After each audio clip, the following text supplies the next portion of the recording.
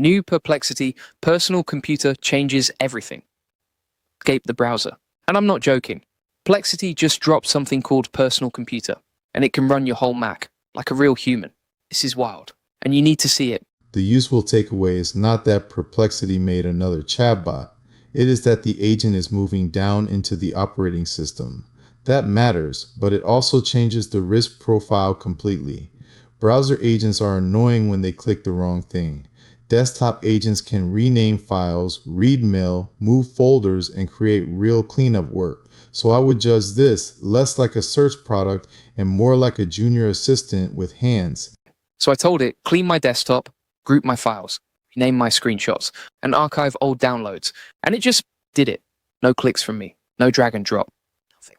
Just started. The architecture is the interesting part. Julian points out that the older version lived in the cloud, while this one works on the actual Mac. That is the jump. Local context, native apps and files on one side, heavy model reasoning in the cloud on the other. If it works, you get a control layer over Finder, Mail, Calendar, browser tabs, and documents without wiring every app into an API. That is powerful because most normal business work still happens in messy user interfaces. I would skip the hype and ask one practical question.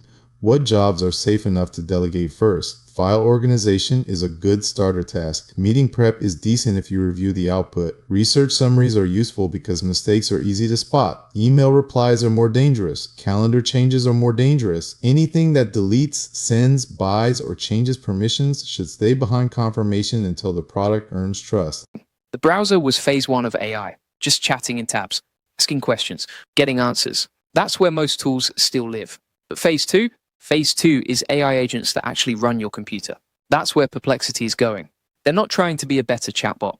They're trying to become the layer above all your apps, the orchestra. That phase 2 framing is right. OpenAI Operator, Claude computer use, Gemini on desktop, Apple Intelligence, and Perplexity are all chasing the same control surface. Perplexity's angle is that search, browsing, and answer synthesis are already its core habit. So the obvious product is not just click this button for me. It is research the thing, compare the options, find the local notes, draft the doc, and then ask before taking the risky action. The first workflows I would try are boring on purpose. Clean one downloads folder. Summarize one meeting packet, compare 3 vendors, and cite the sources. Pull notes from one project folder into a short brief. These are high-value, low-regret tasks. The trap is jumping straight to run my whole day. Do not do that. Give it one lane, measure whether it saves time, and only then expand the permissions. My permission ladder would be strict. Level 1 is read-only summaries. Level 2 is draft-only work, like emails, outlines, and file plans. Level 3 is reversible local actions, like renaming a copy folder. Level 4 is anything external, like sending, scheduling, purchasing, or changing shared documents. Most people should live at levels 1 and 2 for a while. The product is only mature when that latter is obvious in the interface.